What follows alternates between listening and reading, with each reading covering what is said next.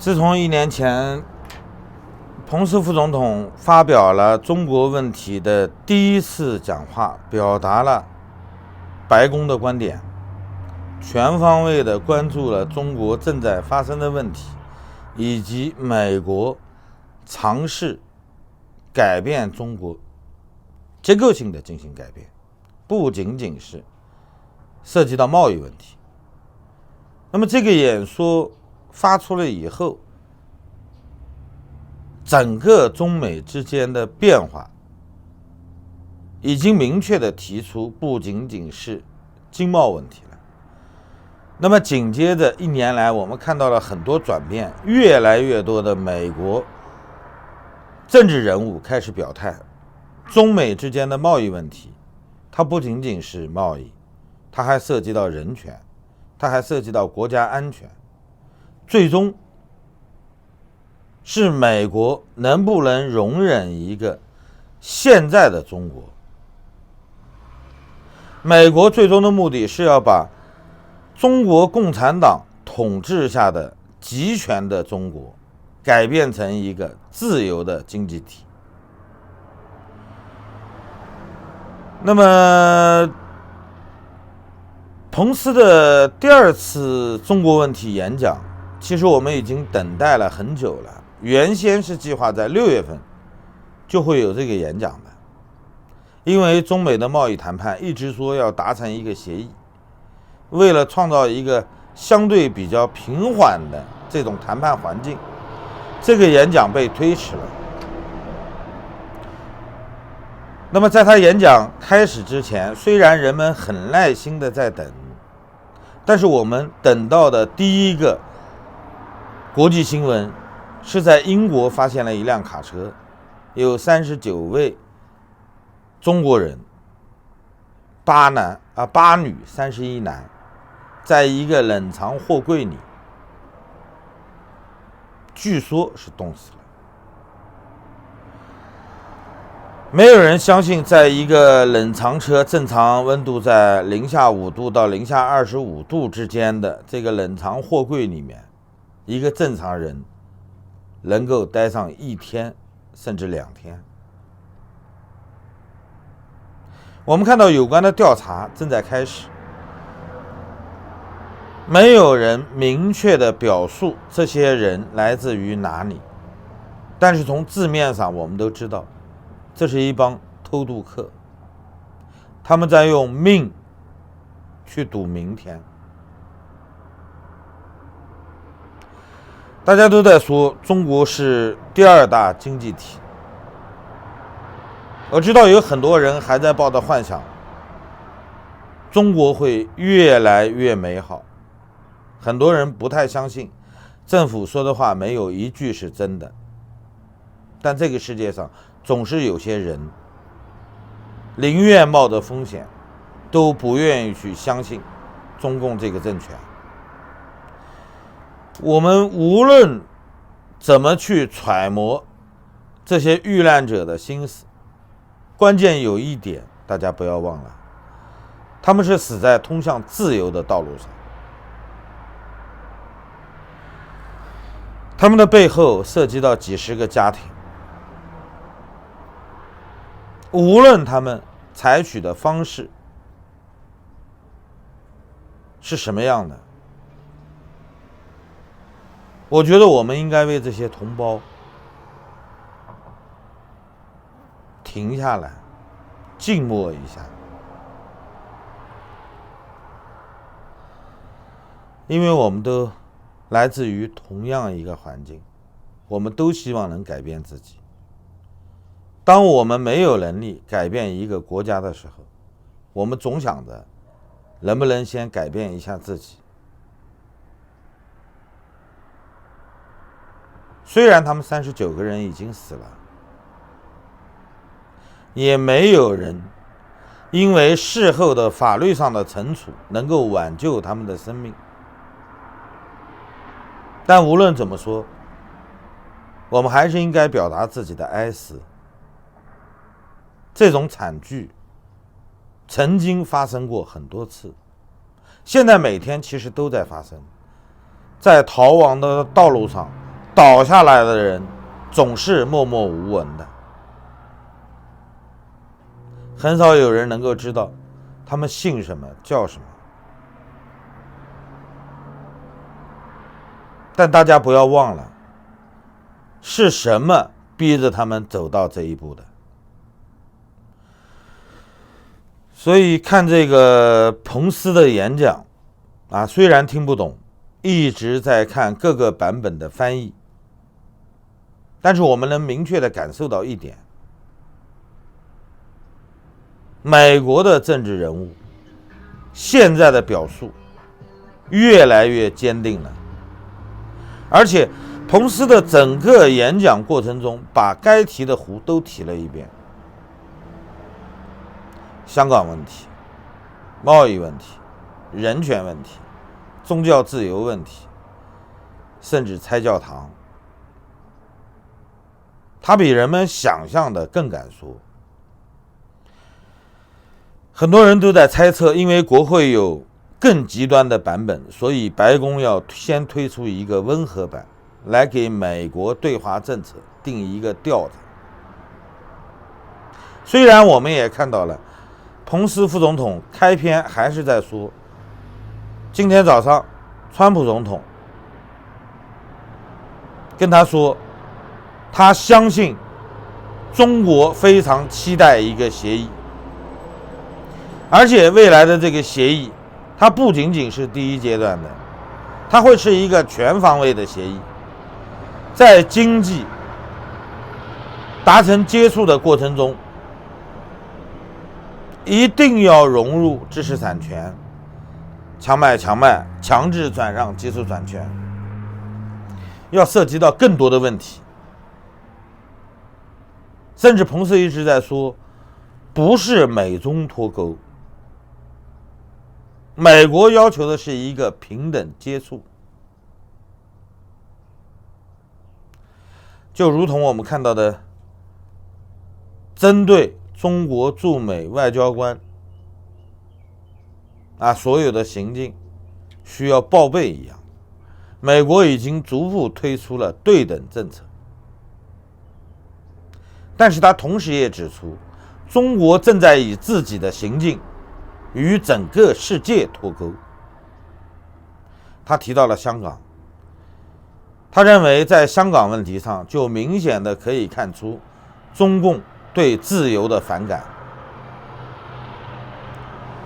那么彭斯整个的演讲给人感觉，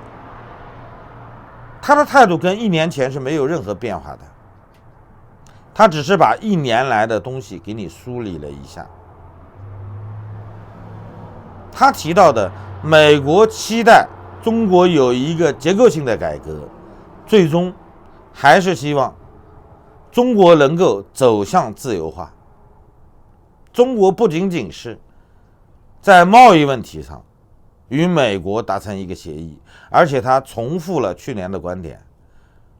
，20多年以来，美国的政治家无视在中国发生的恶行，无视中国利用规则在毁坏整个世界的游戏规则、国际法。这样的事件，川普总统上台3年来已经完整的表达了他对整个中国问题的陈述，也就意味着过去的中国政府在中美之间，在整个世界上这种无视国际规则、挑战底线的这些言行已经一去不复返了。美国政府不会再容忍这些，他希望中国政府能有明确的改变，而不仅仅是在言辞上。其实作为美国副总统，彭斯先生表达的任何观点都被认为是白宫既定的方案，这个版本是相对比较规范的。我们见到有很多人认为彭斯的表达还比较软。但是作为一个国家的既定国策，相对比较正式的，在威尔逊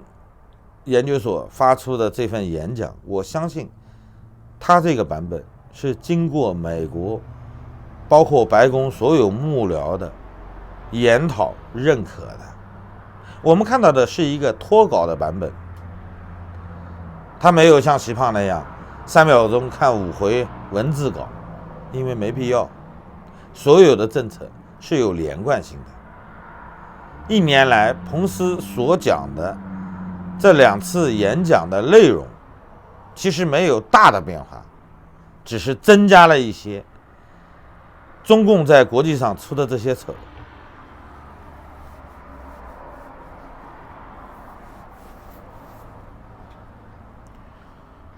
当彭斯说没有人仅仅相信通过经济接触就能改变中共的时候，其实大家都知道，现在进行的贸易谈判，无论是第1阶段的，还是最终能够达成一个相对完整的协议，都仅仅是一个转变的开始。一个大时代既然拉开序幕，它就不会轻易的结束。中美之间的问题，迟早是有一方要倒下的问题，谁跟着谁混的问题，不仅仅是2个国家、2种意识形态、2个价值观之间的问题。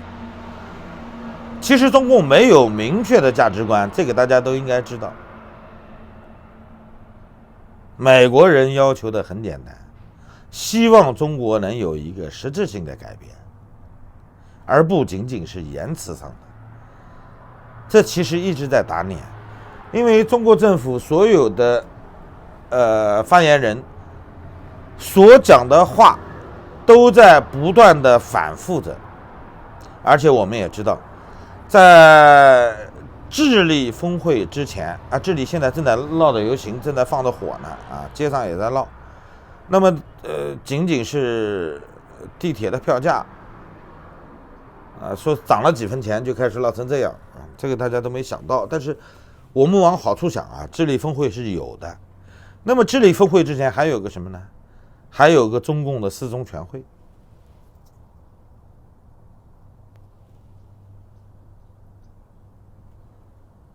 彭斯的演讲定了一个美国的调子，中国的调门是什么？现在还没有人知道。我们经常能看到中国的领导人动不动就神隐了，然后舆论界发出的声音都是自相矛盾的。人民日报甚至提到费力的问题。那么中国内部的变化一定会是紧随着国际政治、国际压力的变化而进行调整的。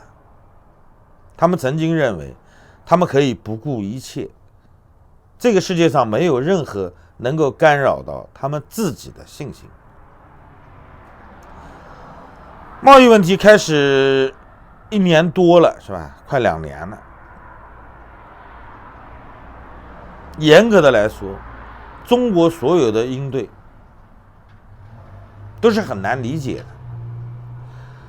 前期所做的承诺，说推翻就推翻了。后期他们知道有些事儿不能挑战底线，经过1年半以来的测试，他们大约知道了底线在哪里。其实对双方来说，第1阶段的协议是有可能达成的，因为无论是美国还是中国，在农产品的问题上有共同的利益。美国需要维护农民的利益，至少要出清一些库存。中国无论它自身往哪个方向去努力，它最终还是要囤积一批东西，就如同与韩国之间出现的这个萨德危机。萨德危机即便爆发了以后，中共还是扩大了在韩国方向的进口，尤其是电子芯片这一块的。中国所有的囤积都是源于那个时候开始的。中国在国际社会中进口的半导体配件50%以上是来自韩国，所以我们相信，无论中共四中全会也好，峰会也好，怎么调整，他有一些事儿，他自己是知道应该怎么做的。只不过美国人明确的表示，希望中国能有一个结构性的改革，这个愿望，我相信跟去年一样，都是很美好的。但是短期内，我们真的不容易看到希望。美国的政策已经很明朗了，彭斯的讲话也已经很直白了。至于中共怎么样应对，其实大家呢可以抱着一个走着瞧的观点，不要急于为他们下任何判断，因为他们内部本身就有涉及到国际政治这一块的这种反转。